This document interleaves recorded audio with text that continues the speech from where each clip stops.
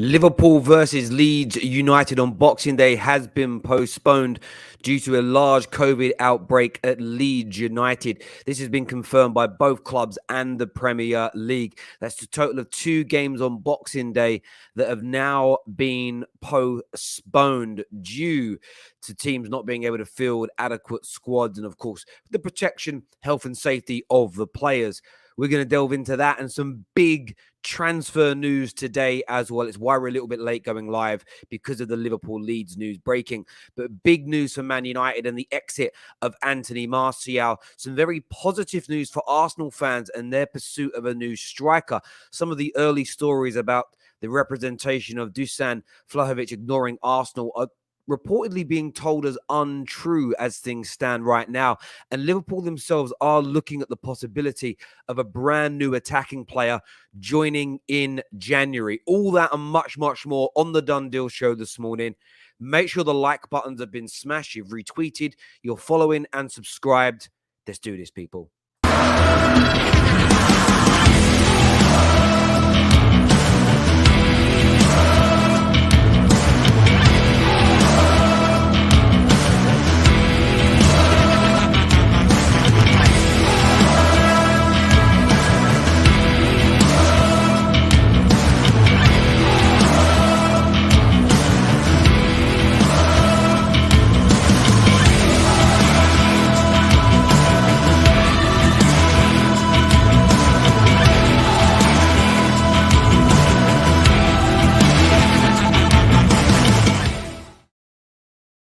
Welcome back to the Terrace. Breaking news this afternoon. Liverpool versus Leeds has been postponed. That game will not go ahead. Liverpool's tweet here says, we confirm our fixture with Leeds United at Anfield on the 26th of December has been postponed. The Boxing Day encounter will be rescheduled after the Premier League ruled it was unable to go ahead following the number of positive COVID-19 cases within the Leeds United squad. So this isn't Liverpool calling it off. This isn't a case of Liverpool trying to get out of games. This is very much Leeds United have had this called off. There's a comment here that says Leeds United called off is so unfair to Liverpool. That was a free points for us.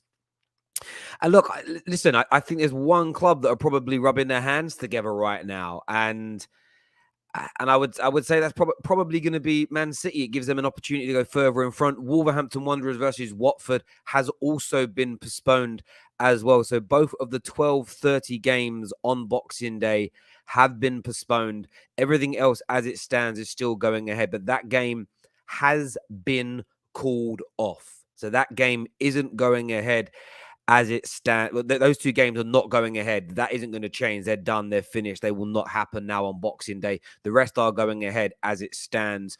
And more news on that will probably follow. But a big advantage and a big positive there for Man City, who play at 3 o'clock. It gives them a chance to just push themselves further ahead. You know, with AFCON on the way, yeah, every single little helps. And as a lot of Liverpool fans pointed out the other day on the show about Man United having games in hand over Arsenal in the top 4 race, points on the board are worth more than games in hand. It is Leeds. It is at Anfield. It's highly unlikely that any points will be dropped there at all. But it all depends about the bottleneck that this creates. With the African Cup of Nations, a double-legged semi-final, Champions League football will then be on the horizon again. The inclusion of the FA Cup. Liverpool will not have wanted to add another game to that big pile-on towards the end of January, February time, as it were. Maybe it will get pushed back a little bit deeper into the season. Nobody is too sure yet, but the game is off. Doncaster Rovers versus Sunderland is on Sky Sports the day after Boxing Day, and they were worried about postponing that. How does postponements affect Sky Sports? Well, it's not good for Sky Sports because they lose a game of football. They will lose money, but they get to play it later on. So Sky won't lose the rights for that game. They'll just play it on another night. The problem you can sometimes get, though, is you may end up having to play some of these postponed TV games on Champions League nights. So Liverpool could be forced for instance. This is what can happen. You could have the week where Liverpool are not playing their knockout game in the Champions League. They may be forced because of fixture congestion to play that game then. That isn't great for Sky because people want to be watching the other matches. So it creates a bottleneck and a problem. There's no doubt about it. But look, no one knows when it's going to be played yet. And I'm sure that it will work out and be absolutely fine. We're going to open up the lines very, very soon for you to come on and have your say. We've got lots of transfer news to talk about today as well. Remember, you can have a guess at the Football Terror secret phrase. I don't know what's happened to my envelope. It's fallen. There it is. Let me pick it back up. Let me stick it back there so that's proper. There we go. There it is there. The new secret phrase is now available, so you can get your super chats in and have a guess at winning that PlayStation 5 and a pair of Ronaldo's football boots in the lead up to Christmas. Why not have a little bit of a go to guess the secret football phrase in that envelope now? Hoping the Leeds game happens during AFCON. It is very winnable without Salah and Mane. I think most fans would agree with you on that, my friend. I do. Thank you, Terry, for clearing this up, mate. I was worried about this game, and I cannot wait. Hopefully, call in today. See you on Sky on the 27th then.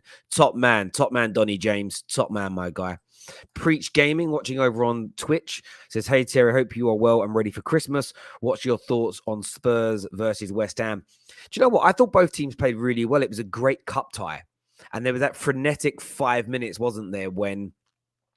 There was that really frenetic 5 minutes when both teams scored. We had a very good cup tie in our hands. The only thing I was disappointed with was the scheduling. I was a little frustrated that there was 3 games yesterday and only 1 game on Tuesday. It made it hard to watch the games yesterday. It would have been much better for 2 on Tuesday, 2 on Wednesday to make it a little bit easier to digest. So it was very hard last night to watch all 3 games with too much attention because I was literally doing this on my screens. You know when you see a cat following a light? That's what I was doing. It was frustrating in many ways. But thank you very much for your comment, my friend. Thank you indeed. I don't know what to do with my FPL now. Yeah, FPL becomes very stressful when there's games postponed and who do I bring in? Do I take people out? What do I do? Right. Let's get into some of the transfer news today as well, because there's lots of it going around. First of all, Anthony Martial. That's the one I want to start with today, because Anthony Martial is very close to completing his agreement and having a total agreement in place to join Sevilla. That's pretty well documented, pretty well understood. Everybody knows what's going on. But of course, the biggest stumbling block is now at play. He wants to go to Spain. He'd prefer to go to Sevilla over the other clubs that are inquiring about him. He doesn't want to, so far, he hasn't shown much interest in Barcelona. And that's because Barcelona haven't made any real concrete offers. Doesn't really want to go and play in Serie A. He's got his heart set on Spain. Sevilla, he nearly went there 2 or 3 years ago, wants to go. The problem is Sevilla are not prepared to pay him Premier League money. 200 plus £1,000 a week is the base salary of Anthony Martial. He's on colossal money. So there have been conversations this week with Ralph Rangnick about what Man United can do in that instance. It's still highly likely that a loan move, where a percentage of that salary is going to be paid by Man United between now and the end of the season, and Sevilla pick up the slack on that. It's working towards a situation where there may not be an obligation to buy, but an option to buy for Sevilla. And it's really a case of putting the ball back into Anthony Martial's court. Essentially, nobody really in the marketplace is willing to give Anthony Martial £200,000 per week. Clubs like Sevilla can't even afford that kind of money for all intents and purposes. So they're trying to work on a deal along with Manchester United, where United will still pay maybe 30, 40, 50,000 pound a week. Martial gets his move, keeps him happy. Sevilla get the player that they want for that time period. And then come the summer, further negotiations can happen. If Martial kills it, if Martial destroys it, if Martial's on absolute peak form, then brilliant. That puts, the onus on Sevilla then to pay him close to that £200,000 a week. The likely outcome is in the longer term that Martial is going to have to take a pay cut. No one is going to pay him what Man United gave to him a few years ago to convince him to be the main number 9. Just isn't going to happen unless one of the giant clubs comes in for him. And a lot of people don't see those moves happening. So the deal is close. The deal is very, very, very much on the edge of being agreed. But remember, these deals can go south at any second. If Sevilla don't like the idea of the deal, if a better option for them comes along, if another club comes in and offers Martial the full amount of money and they offer Man United an obligation to buy rather than an option, it can change things very, very quickly indeed. So Martial's still pushing for his move. He's making big demands at the minute that he still wants to be paid before leaving. It also, he can't go too far, Martial, with this, because he's demanding to leave. It's hard to demand to leave for game time and still demand to be paid what you want to be paid. You run that risk of, do you actually want to get game time or do you want the money? Which of the two is it? So he needs to be careful to not put himself into one particular box too soon and then end up kind of, what's the expression? Cutting off his nose to spite his face. But Anthony Martial's exit from Man United is picking up pace. It is likely to happen. It's more likely than Cavani leaving, that was in fairly deep talks with Barcelona via permission from Manchester United. That seems to have stalled slightly as Man United are viewing what to do with this Anthony Martial option. Terry Zaha to Man United. Can you imagine that happening again? 100% I'd say, listen, I back him. He's always been a top player. Oh, really? Ricardo Pereira has been ruled out for the rest of the season. Is it a recurrence of an injury? I know he obviously had the bad injury before. It was a nasty tackle on him last night, to be fair. The media not really talking about that one, but I suppose it wasn't the England captain, so no one cares. There we go. Terry, why have you got this agenda towards Martial? There's no agenda towards Martial. I'm just telling you the facts. No club has come in for him yet and offered him £200,000 a week, which Man United have him on. None of the kind of clubs comparative to the size of Man United have made any substantial offers for him. These things are facts. So there are talks of Barca's and Juve's being interested, but none of them have made a substantial approach for the player. None of them have laid down any money at this moment in time. None of them have spoken to Manchester United at this time. And the player wants to go to Sevilla, but Sevilla are not going to give him 200 grand a week. Not now. That's why a loan with an option to buy for Martial to prove himself to Sevilla is what's going to be key. But if he goes to Sevilla and does okay, 5-6 goals, a few good assists, they're not going to give him 200 grand a week. Man United made that commitment because at the time there was the hope and the belief, because of his ability, that he would become a leading number 9 in the Premier League. Therefore, him and his team got paid in relation to that. Number 9s in the Prem are going to earn more than number 9 at Man United are going to earn more than number 9s at Sevilla. It's just economics, my friend. It isn't about having an agenda against Martial. Simple as that for me. It's not an agenda. It's just pure, unadulterated football finance facts, my friend. Sevilla would be better for Tony than Barca. I agree. Anthony Martial needs to be at a club. He needs to be at a club where there isn't going to be colossal competition now or in a year's time. Martial's best seasons for Man United were when he had a bit of a free hit, a bit of a free run, where there wasn't really, when he was moved centrally after Zlatan and Lukaku were no longer there. That season, excellent. Whenever he was kind of the main guy, that's when he's always done, for me, his best work as a Man United player. I think when he has 2 or 3 people fighting for his position, I think he lacks the minerals for it. He has more ability than many of the players in the Man United squad, but I don't think he has the mentality. Therefore, he needs to go to a club which will create the most conducive environment for him. And I think Sevilla could be that team. I think he could kill it at Sevilla. I think he could do a brilliant job in dealing. It's a great point you make there. Thank you, Strip Bear, for this happy Christmas, boss. Thank you very much for that £20 super chat and that donation to the Football Terrace. It means so much to me. It truly does. So thank you very much indeed. Arsenal. I want to speak Arsenal for a minute here. There has been a rumor kind of circulating for a while now in football, that the agent and the representation of Dusan Vlahovic are not interested in talking to Arsenal. And it's one that's kind of bothered me. If you actually watch my shows, it's always kind of triggered me and upset me as to why there's always been this negative focus. Let's just find something else to drag Arsenal over the coals with, to a point where it became, for me, a little bit boring. It got to a point where I thought, it's not even banter. Because why is he willing to talk to Tottenham and not Arsenal? It didn't really make sense to me. So I've been doing as much research as I could, speaking to journalists, talking to people that have connections in and around Arsenal. What I was told was very, very interesting indeed last night, is that Arsenal are ready to pay the fee required to sign Vlahovic. Arsenal are ready to put forward, and it varies. This same journalist has been told 3 different figures, but it ranges between 60 to 70 million pound. Willing to pay the money. The story isn't that the representation are unwilling to speak to Arsenal. That's untrue.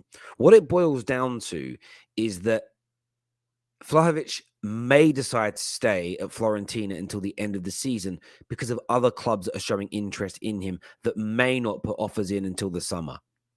That makes so much more sense. It's very much a case of they may not be, if it's only Spurs and Arsenal that put in offers this Jan, but they're told, for instance, Man City might come in the summer, Real Madrid might come in the summer, they may wait. So this refusal to speak to Arsenal is a fabrication and twisting of the truth. It isn't a case of Arsenal are being ostracized. We don't want to speak to you per se. There are lots of clubs that are interested in Vlahovic, including PSG, Bayern Munich, Barcelona, Real Madrid, Man City. If none of those, and no disrespect to Arsenal and Tottenham, comparatively with where those clubs are right now, and from a Tottenham point of view historically, those clubs are bigger in one way, shape, or form. So when it comes down to this news, I really do feel like Arsenal are being misrepresented by some members of the mainstream media. He has not rejected talks with Arsenal. He would not reject a move to Arsenal. It is simply a case of they are not going into deep negotiations yet until they know categorically that none of these other clubs are going to come in for them.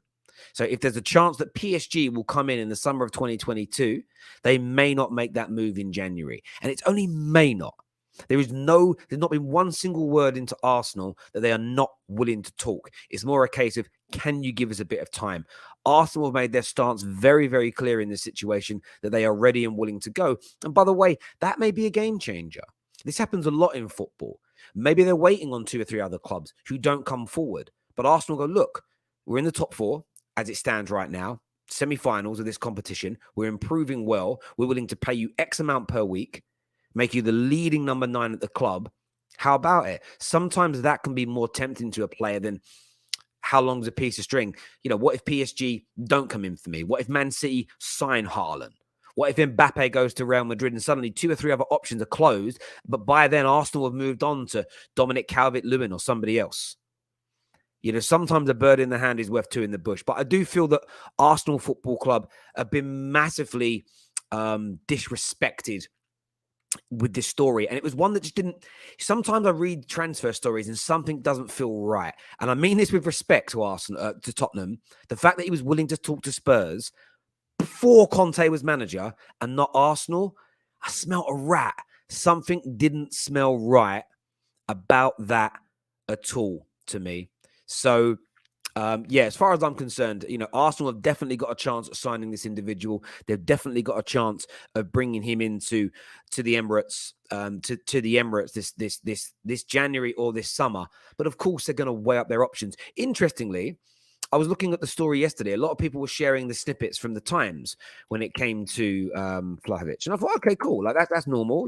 I share snippets and I read things and whatever else. When you read the full article about the Tottenham link, there's nothing that was incorrect about it. Spurs are looking to heavily pursue him. Spurs are going to go and look to try and buy him. But if you read the full article, it speaks very candidly about the other teams, the other big teams that are interested, the other big teams that are pushing for him as well. And it includes the PSGs, the Man Cities, the Barcelonas. Their names are all mentioned. So, yeah, for me, I totally get that he's not willing to commit to Arsenal right now, but it is not an exclusively Arsenal situation. I just felt that was really... It's just been really poorly handled as far as I'm concerned. Really, really poorly handled indeed. I'm going to go to some of your comments now. Have we shared the link for you to phone in yet? No, I haven't. I'm sharing that link now for you to dial in and for you to have your say. Do me a big favor and smash that like button, please. Very important to us this morning that you do that. Closing in on 1,000 viewers. Top story is that Liverpool Leeds has been called off. That has been called off on Boxing, that it will not go ahead. Vlahovic will only join a Champions League team. Yeah, not when I don't agree. I think he will join the best team for him. And I don't agree that 100% categorically, no matter what happens, it's only going to be a Champions League team. Arsenal have got the size and the pull power to get that done. That they really, really do. I wanted to try and find the full article that stated the other clubs. I can't find it now. Right now, it's gone. You know, sometimes you look at things and then I forget. I too often forget to bookmark things, and it's frustrating. But we'll find it later. Thank you. You can call in now and have your say. As I've said, I've shared the link there. You're wrong, Terry. He won't go to Arsenal. You're just giving them false hope. I haven't stated that you will go to Arsenal, though, and it's very intriguing to me that is what, John, I respect you as a member, but it's very interesting to me that is what your brain has heard. I have not suggested once that he will go to Arsenal. I've suggested that this lie that's being spun, that the agents won't talk to Arsenal, isn't true. I have not stated that he would go to Arsenal over those clubs. Not once have I said those words. It's not about false hope. It's about the truth. It is disrespectful to Arsenal Football Club for everybody to perpetuate a lie, which is that the agent's ignoring their phone calls and whatever else. It's like, tell the full truth. It's not that he's ignoring the phone calls. It's just about not being willing to commit to Arsenal right now as they're waiting for information from other clubs. I think that's fair. No, Terry, who would join a team that offers the most. Again, I think the Champions League football and how much you offer to pay him, they are huge parts of the negotiation. But it's also about where is the best place for him. Is he going to go to Real Madrid if they sign Mbappe and Haaland? No, he isn't. As an example, you know, with Messi and Neymar at PSG, will he go there? Potentially. But does he think, right, do I want to go there where it's an uncompetitive, boring league that creates no legacy? No one really knows. Maybe his number one choice is to stay in Italy, and he's waiting for one of the Italian big boys to come in. Vlahovic signed a pre-contract with DTFC. That's funny.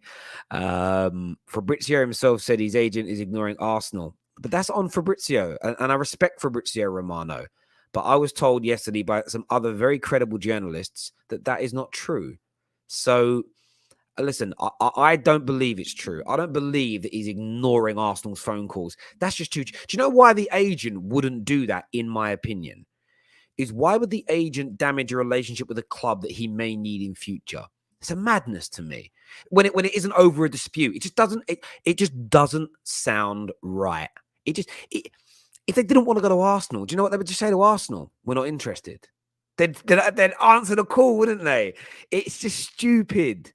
It's literally stupid to believe it, in my opinion. It's stupidity.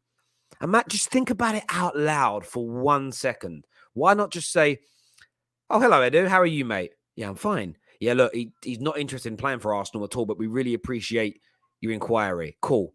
Why would you ignore the call? Like you've been caught cheating and you're in a hotel with a different girl and your missus is calling. What? Do you know what it is? He might have ignored the call once. Why? Because he was about to get on an aeroplane or something. I don't know, but it just does not feel right. It just doesn't feel right. And when you banter Arsenal, and I banter Arsenal with the best of them, but this is one where, for me, it's dead banter. It's dead banter because we know in our heart of hearts that it just ain't true. It just ain't true. Man like Kesh, my brother Kesh here says he's got his heart set on Juve, but they don't have the funds. And that's a big part of it. That's a massive, massive part of it as well. Spurs, though, are going to offer big money for Spurs. I've also been told by the same journalist that Spurs are going to go. Spurs are looking to go big on a couple of people. They're looking to offer Rudiger stupid money. Vlahovic, stupid money, like comparatively for Spurs. They're looking like really going hell for leather in the transfer market. Mo's coming on soon. Donny James on the show as well very soon as well. Make sure like buttons are being smashed, please. Very, very important indeed. Sohan, I know I'm speaking facts, bro. And this is it. Listen, the journalist has told me what he's told me. His connections to London football clubs are deep. So, yeah, I trust the man. And listen, he literally said, he went to me 3 times. He went, Terry, I'm not telling you Arsenal are going to get him. I'm just telling you they're not ignoring him. They've had conversations. And it was like, he even said, like, one of the journalists that wrote a thing saying they're ignoring him, in the same article spoke about how the player has informed Arsenal, like has informed these people that Arsenal isn't where he wants to go. But how can you inform Arsenal of something if you're ignoring them? It does, and Arsenal are not going to pursue a player that doesn't want to join. Clubs don't do that. Arsenal would not want. Arsenal are PRFC. Why are they going to keep chasing a man that's ignoring their calls to create negative PR? It just don't make sense. It don't make sense. It makes no sense to anybody at all. Maybe it was true in a very short window of time, but it isn't true as far as I'm aware.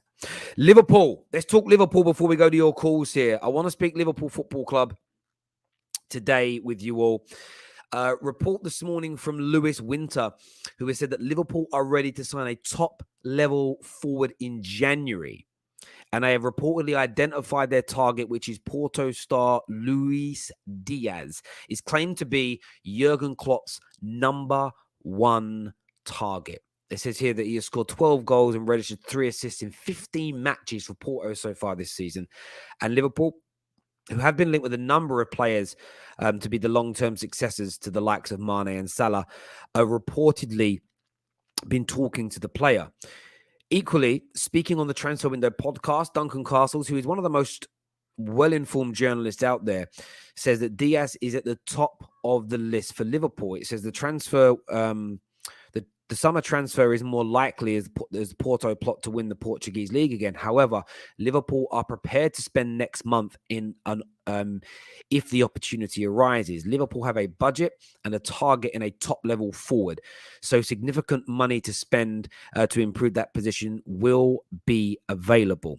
So there's two different journalists here kind of pushing the same story as one another, that Liverpool will look towards the Portuguese club Porto and their forward Luis Diaz as the potential signing to bolster that front line, which I think a lot of Liverpool fans are calling for and screaming for, with the AFCON being on the way. So it's a very, very, it's going to be, I honestly think, and I've said this for a while, this is going to be potentially a very big January indeed.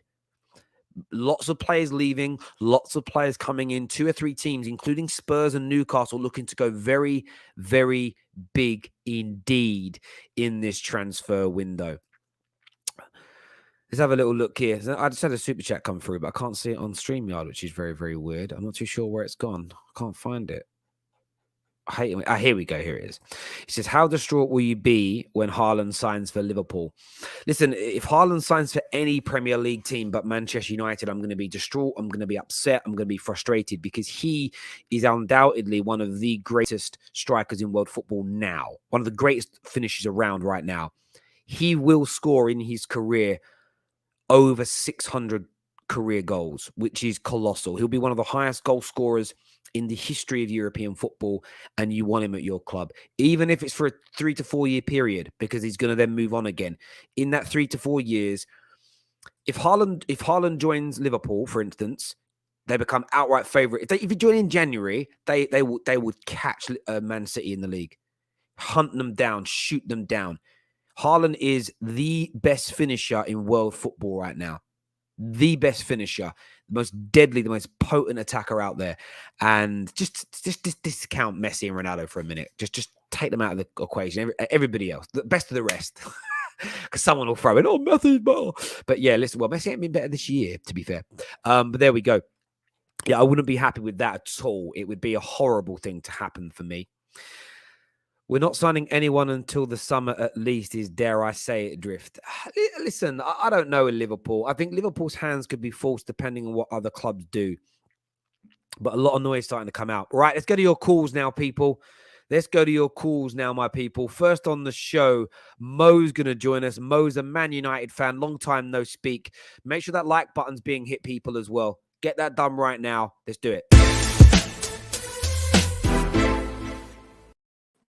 Mo, welcome back to the terrace, mate. What's on your mind? How's it going? A long time. Sorry, man. I've been really, really busy with work and everything. Hope you're well. It's cool, brother. You got to apologize. It's all good, my brother. It's all good. Now, I just want to talk about the Paul Pogba situation at Man United. I think now it needs to be resolved. I've been on Twitter a lot, and it's got to the point where he needs to make a decision, and he needs to decide what's best for his career. If he wants to move on, he moves on. If he wants to stay, I'd be more than happy for him to stay at Man United. But it's got to the stage where if he wants to commit, it's like, if he wants to commit. If he wants to leave, then he leaves. But I think he needs to be the main guy now. He can't have his agent and his family always talking for him. He needs to be a man, be a professional, make that decision, decide what's best for your career. If you think Man United is not best for your career, then for me, I'll always respect him because he's a hell of a footballer. And the club have, it's been 50-50. He has some of the blame. The club has some of the blame. But I think with the Paul Pogba situation at United is we have to make a decision now. If he stays, if he leaves, he needs to make the decision. We can't keep going around in circles year in, year out. Just make a decision. Just if you want to leave, then leave. If you want to stay, then stay. But I get the feeling. I believe he's back at training today. Yeah, he's back. I was happy when I saw him. Do you know what's interesting? I said when we sacked Ollie and we appointed Ralph, I was like, I guarantee, because there was a lot of conjecture over the injury of Pogba, where they said it could be 6 to 8 weeks, back in November, or it could be like 12 to 15 weeks. Yeah. And my view was, if Ollie stays, it's 12 to 15 weeks. If the new manager comes in, it'll be sooner. And I'm not surprised to see Paul Pogba come back. But I already think you can see that a lot of the work Ralph's doing is about the future of the club. And we're already looking at 2 or 3 midfield players that could come in. Yes, we're looking at Declan Rice, but we're looking at the likes of Hadara. We're looking at Kamara that could come in. I think they're looking beyond Paul Pogba. Can I add one point? I think what Ralph has said to him and Martial and everybody else at the club is, if you don't want to be here, we're not going to beg you. And I think that's the interesting thing, is how suddenly will someone like Pogba react to the club saying, you want to go, cheers, shake your hand and leave. Almost that kind of, someone's always threatening, oh, I'm going to leave. Yeah, you got that friend that always pretends like, oh, I'm not going to come out now. And so that everyone like swarms around them and says, oh, we want you out. You're the best. Like, what happens when you just say to that guy, go then, see you later, mate? Like, what's their reaction to it? And yes, it's going to be intriguing to see the new way that people. Can I add one point, Terry? Oh, of course you can, mate. Of course you can. For the first time in his career, he's got a manager that's high press attacking football that's going to suit him, and we're in the last 6 months of his contract. If only disappointment happened 2-3 years ago. You know what it is, Terry? If he leaves, I'll always, in my heart, in my mind, will always think, what if we got Ralph under 2 years ago, 3 years ago? And for him, it's bad luck for him. For the first time in his career, he's got a high press attacking manager, plays attacking football. That's going to suit him. And he's down to the last 6 months of his career and he's going to leave. It's bad luck for both of them, man. It's just bad luck. And mate, I agree with you. And he has to think. He has to think about where else he's going to go. Where else do you want to go? You got Ronaldo, Sancho, Varane. This is the place to be. Why do you want to go anywhere else? It could be that. And that's why even his agent hasn't ruled out him staying at Man United. Stay and be a success. Well, this United, is the thing. Cut everybody up. It's all about who else comes in for him and who's prepared to pay him the money. Because, for instance, Juve, I keep reading Juve his preferred destination. And I'm thinking, but really? Yeah, that's struck for money. Exactly. It's almost a case of, it depends who's going to come in as our manager as well. But look, I'd love to see, there is still this part. Do you think he'll stay, Terry, on your honest opinion? I don't think he will, but I want him to. I'd love him to, because there are not very many better midfielders in the world, if any, than Paul Pogba from an attacking and from a creative and from an ability point of view. But as you say, it's could it be his Coutinho thing? Could he leave and then we go back to winning things? Yeah, it could be that. It would be a madness, and I'd love him to be part of it myself. Mo, great call, my friend. Thank you for coming on and having your say. Appreciate it, Mo. Top man. Thank you. Donny James on the show next with us. What are you saying, Donny James? Hello. First of all, great to be back. Thanks for helping me clear up the situation, because I was really worried about that day after Boxing Day Sky Sports game getting called off. The headlines were all pointing to that game. New head coach, new name for the stadium, Sunderland coming to town for about 5,000 fans. So a bit worried about that. But yeah, hopefully, fingers crossed. I've heard it's still on, so fingers crossed it'll go ahead on the 27th. But yeah, the Vlahovic situation at Arsenal. I think it's an interesting one. And you know what? Fair play to Arsenal, because I've criticised Arteta as a neutral for the last couple of years. I didn't feel like he was ready. I think it was like Ole Gunnar Solskjaer. I think it was just big job too soon, not getting back properly by the owners. But I'll tell you what Arteta's done, he's learned from his mistakes and he's turning that club around right now and getting them into a possible top 4 race. So I think someone like a Vlahovic would be a great signing. And I think one thing I will probably guarantee as a neutral, if Vlahovic comes in, I think Aubameyang's gone. I think Aubameyang's gone already. I think he could go in January or the summer. I think Aubameyang's going to leave because he's pretty much been frozen out of that squad. The captaincy's been stripped. The disciplinary breach is still on him. And I feel like he's just not. I don't think Aubameyang's got any hope of getting him back into that Arsenal setup. But on the other hand, Granit Xhaka got back into that setup and he still made a bad foul. So it could go either way. It could go a Xhaka way, or it could go like a William Gallas way, for example, where he leaves the club. So I remember William Gallas leaving Arsenal. I think that it's one of those things, really. I think if Vlahovic comes in, I think Aubameyang's further and further out the door, but he could stay anyway. But in terms of Liverpool, I've got no doubt they'll make some signings in January. I think they'll make some improvements in January to sort of help strengthen their title race. And I think, from a United point of view, if there's one thing they do need, it's a defensive midfielder. I think that's the one thing that I've said that United have needed for a while now, for at least the last few months. So we'll see what Rangnick wants in the January transfer window. I can say, though, with confidence from watching him, stay tuned for Ethan Galbraith in the future, because I think he'll be a great young player for United. I think he could get into that midfield at some point in the next few years. He's been a wizard for us. Watch out for Galbraith, guys. He could. Listen, top man Donny James, have a very Merry Christmas, my friend, and we'll speak soon. Thank you. Sarim's on the show next. Big Liverpool fan here with me. What you saying, mate? All right, bro, you good? I am. For 2 things, really. Your game against Leeds has called off. How you feeling? Got it. Now I don't know what to do for Christmas and Boxing Day. So, oh God, I have to talk to the family and everything and pretend to care. I know, normally my Christmas, I don't really celebrate Christmas, so I kind of look forward to the football. And my plan tends to be just lie in a blanket all day and just watch football. So I don't know what to do with the Liverpool game. I was interested about the thing about. I was talking to people about this the other day because they were like, do you celebrate? Do you not celebrate Christmas? I look at it like this: like nothing in my family on Christmas is to do with religion. It's all just like a day. I don't know if I could even call it celebrating Christmas. I give out presents, I eat a lot, and I drink a lot. If that's Christmas, then yeah, I celebrate it. But I don't. Do you know what I mean?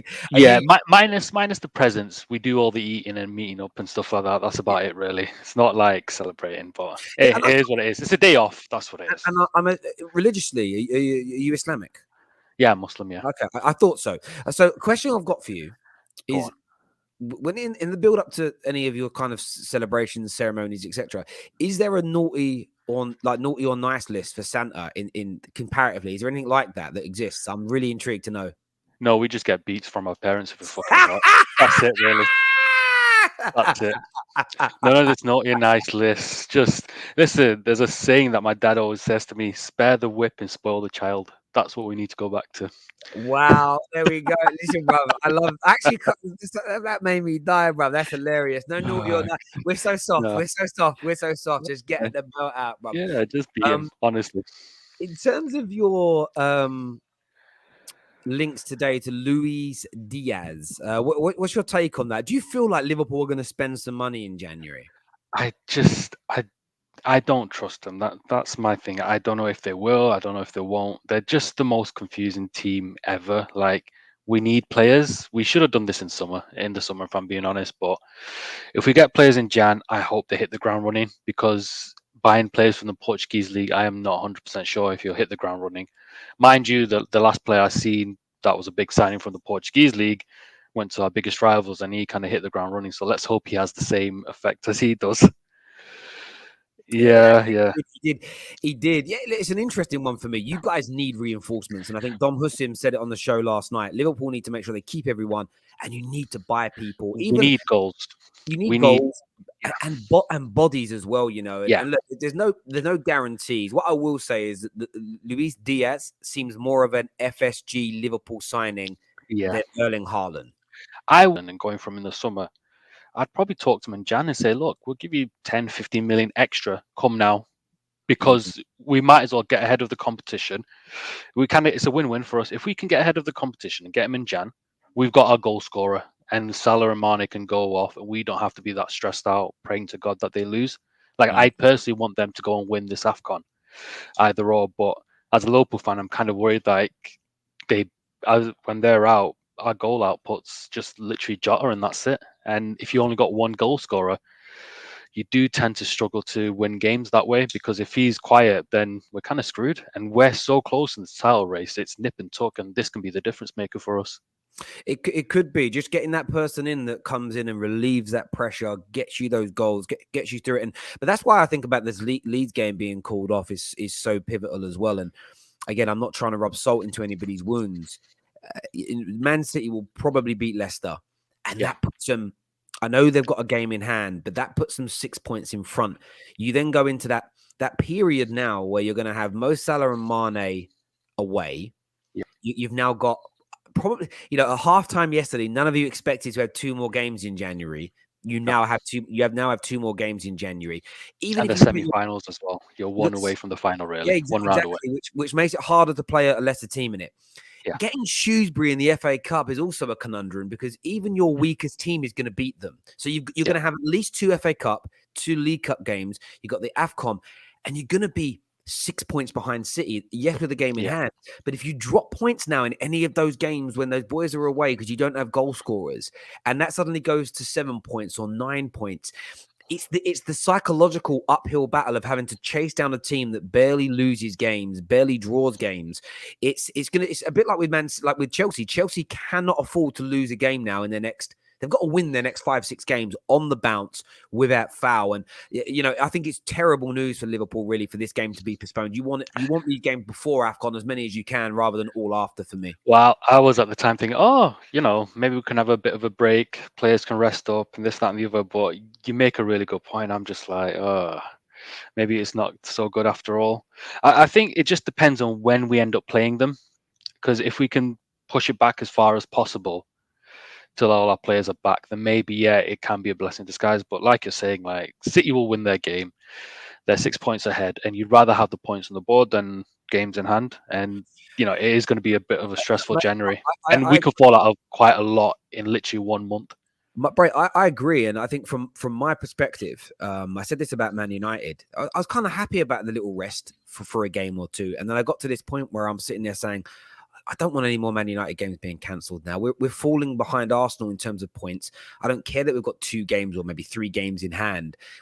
You create a bottleneck.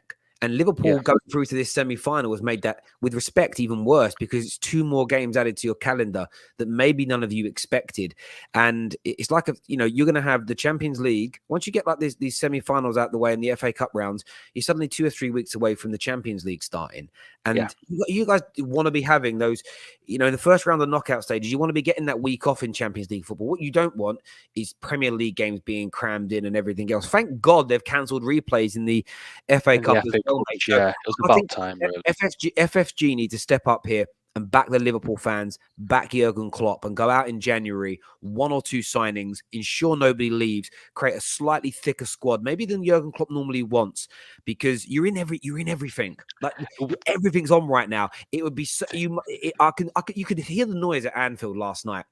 Liverpool fans do care about winning these trophies, and FSG need to give Jurgen Klopp the tools so he can go and try and deliver them, because you're there or thereabouts in everything, mate. Yeah. The thing is, this is going to sound a bit deluded, but if we can sign 2 or 3 top quality players that can hit the ground running straight away, we can go and make history this season. We are one of the best teams in Europe. We've got starting 11, pound for pound, that is the best. Like, you would be blessed to have this starting 11 with squad players that can do a job, not amazing, but can do a job. And if we can add 2 or 3 more players to that, who knows? We're in a semi-final against Arsenal with 2 legs, which I think we can have them. The FA Cup, if we have an easy draw all the way, you can get lucky in draws. If we can get them all the way, that's another trophy we can get under our belt. Premier League title, we're there or thereabouts. In the Champions League, again, I genuinely think we're one of the top 3 teams in Europe. If we don't get to the semis in that competition, I'd be disappointed. And I think we can make history this year. Mate, I hear you on that. I do. Serim, great call as ever, my friend. And we'll speak again soon, brother. No worries, cheers. Take care, mate. Thank you. Take Thank care. you. Bye-bye. Oh, sorry. I went to remove you then, and I clicked the ban from studio. Sorry. Oh, God, thanks. Take care, mate. See you soon. Cheers, bro. Let's go to some of your comments here before we go to some more calls. Leicester getting slapped on Sunday. Entire defense is out injured. Evans, Pereira, Justin, Sionchu. Yeah, they are all out. It's funny. I got called out earlier today. The weirdest comment I've ever seen. Someone going, Terry, how did you back Ollie, but yet you call Brendan Rodgers a bottle job? And I'm like, one was my manager, and the other one isn't. Secondly, and then someone replied by saying, yeah, Terry's always said that Ollie was better than Brendan Rodgers. When have I ever said that? I staggered. I don't know why that just come into my head. It's actually because you're a Leicester fan and Leicester came up. And I'm like, I literally said Brendan Rodgers would improve Man United after Ollie, but he ain't the guy we want. Very strange that lie has been told in the comment section today. Strangest lie on the terrace in a while. You know what I mean? Tripod Terry weren't happy. If you watched last night, you get that joke. When Liverpool play Leicester on the 28th, we'll have had 6 days rest versus Leicester's 2 days rest. Now, that is a very good thing. That element of it, Max, is brilliant. That's exactly what you want. That's exactly what you need. And it's great. But as I'm pointing out, Max, it's the bottleneck that can be created later on down the line that you have to look out for. You know, it's the knock-on effect, the domino effect, as it were. But if you're comfortable with it and Liverpool buy players, I don't see it being an issue. I think that needs to happen. Young Tommy's on the show next. Tommy's an Arsenal fan. We're talking Vlahovic to Arsenal being possible. The story of them ignoring Arsenal is now being deemed as untrue. I've also been sent a link to an article from a day or so ago from a couple of Italian outlets that have said something very similar as well. So more than one outlet now pushing that Arsenal are not being ignored. Young Tommy's here with me. What are you saying, mate? Hi, Tal, you all right? I'm very, very well. What's on your mind, young man? Merry Christmas, man. Yeah, Vlahovic to Arsenal. Yeah, he'll be a good signing for us, but I doubt he'll want to come to us. Like I've watched these goals and in Fiorentina, he can link up the play, hold up the ball. He's strong. He can header. He's what we need, but I don't know if we're gonna get him. Like, cause why would you want to play under a mid-table team like us? Why would you want to play under? Let's be real. Why would you want to play under a rookie in Arteta? Why he will want to play under Conte, who's let's be real, he's not going to choose a rookie over a top-class manager in Conte, let's be real. But he'll be a good signing because we do need another striker. So obviously we got Balogun, he's young, he needs to develop. We've got Martinelli as well. Arteta wants Nketiah to stay, which is, I don't know if it's the right choice, but we'll see what happens in it. But he'll be a good signing for us. And we've got that Tyrese John Jules as well. He's still young. So, yeah, Vlahovic will be good. But we need about 3 strikers. But I think he'll be a good signing. But I doubt he wants to come to us because we're just no Champions League. So why would you want to go to a mid-table team? Yeah, people disrespect us. It is what it is. We're just not the Arsenal of old. Let's be real. We've gone downhill since 2006. Let's be real. So, yeah, people can disrespect us. It's harsh. It is what it is, but I doubt he's going to come to us, isn't it? But he'll be a good signing for us. I welcome him with open arms if he comes to us, or even get the shirt with his name when he comes to my club. So yeah. Yeah, look, I think you've got a chance of getting him. Like, if I'm being honest, I think you've got a chance. I think that there's always, in my view, a chance of Arsenal signing that quality, that caliber of player. I think there is, because you are at the end of the day, you're Arsenal Football Club. You're a huge football team, and I think it does depend who else comes in. And honestly, I don't think if it's you versus Tottenham for him, you've got every bit of chance of signing him over Tottenham. Tottenham might have Antonio Conte, but you are Arsenal Football Club. Is Harry Kane? Think about it this way: if Harry Kane stays, why is he going Tottenham? He ain't playing over Harry Kane. They're not going to play 2 up front. So there are so many things in this. There are so many things in this for me. I would say that.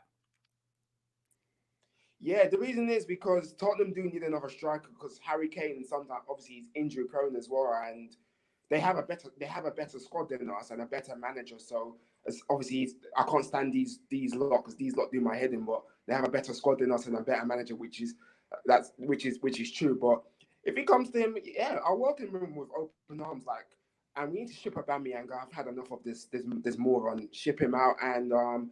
Yeah, we've got Liverpool in the semi-finals. I'm not looking forward to that. I don't see us beating them over 2 legs.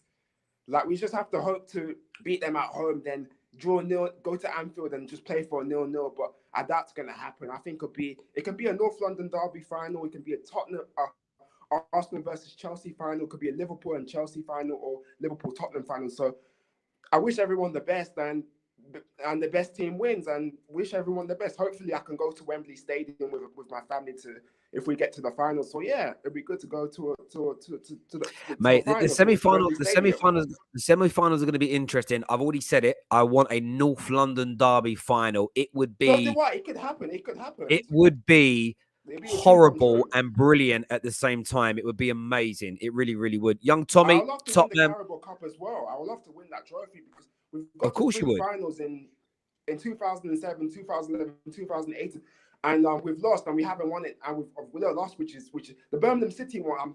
I'm still heartbroken from that final. Like I'm still. I bet you are, my bro. I was 16 as well. I'm thinking I'm still heartbroken, but we haven't won it since 1993. But a North London derby, it could happen, but we'll see. Like we just have to I just want us to play, just give it our all. If we lose, we lose. I'm not gonna be angry and say we gave our all.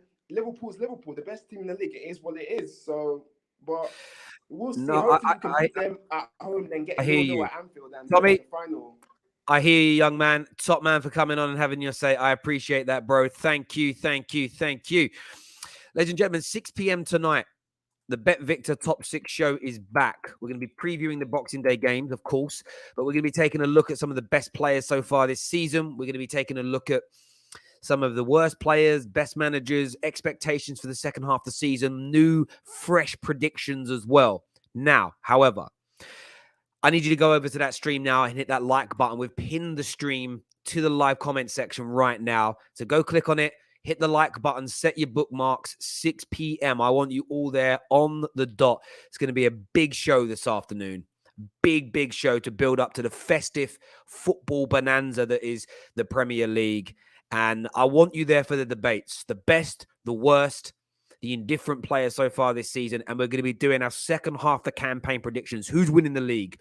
Who's making the top 4? Who's getting relegated? Who's getting sacked? Who's winning the Champions League? All on the Bet Victor Top 6 show, 6 p.m. live. So I'm actually going to go and check the stream now, right? Because I've shared the link now. There are 1,000 of you watching. Let me just click on this little link now. Where is it at? There it is. Right. So I'm going to the page now. Why is it telling me that it didn't work?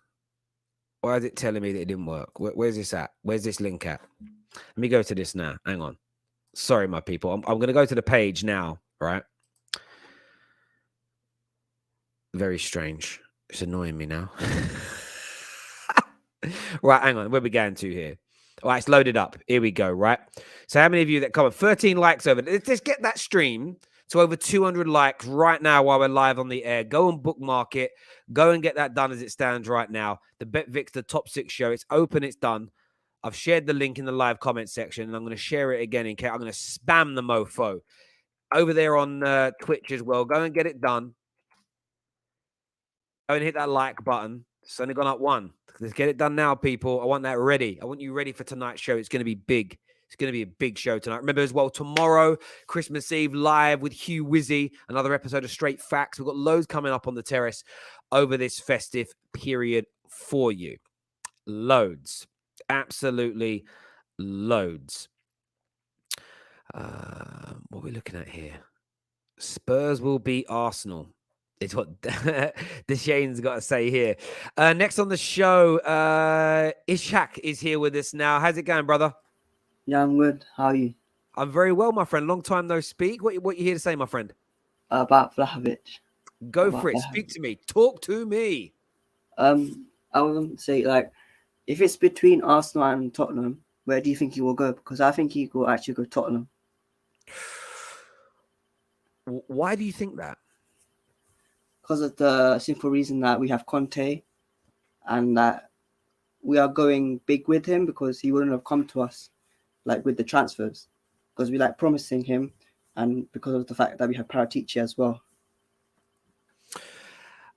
I feel like if it's between you and Arsenal, Yeah. if Harry Kane is still there, no. If Harry Kane is leaving, yes. I don't believe he would come to play second fiddle to Kane. Does that make sense? Yeah, but I think he's actually going to stay. You think 'Cause- Kane's going to stay? Yeah, and we can sign Vlahovic at the same time. Because That's a big statement. Conte can play two up top. And you with think the that's three what at the back? do you think he'll do that then? Do you think he'll do the Yeah, two? like play 3-5-2, and you can rest one of the other for like, so you can rest him and stuff. He could, mate. He could do that. He could do it. It's going to be interesting to see what he does. I've always wondered how Harry Kane would play with a strike partner. You know, take the burden off of him, take some of the pressure off of him as an example. Kane can also drop deeper as well. That now he's getting that little bit older and do that part of the game, which we know he loves and likes as well. Bro, great call, my friend. Thank you very much for coming on and having your say. I appreciate that, my man. Thank you very much indeed. Vlahovic is getting everybody a bit excited. Definitely. Listen, everyone that has tuned in today, thank you. We're back live at 6 p.m. for the Bet Victor Top 6 show. Make sure you're tuning in. It's going to be fire. Until then, take care. Goodbye. God bless. And we'll see you all again.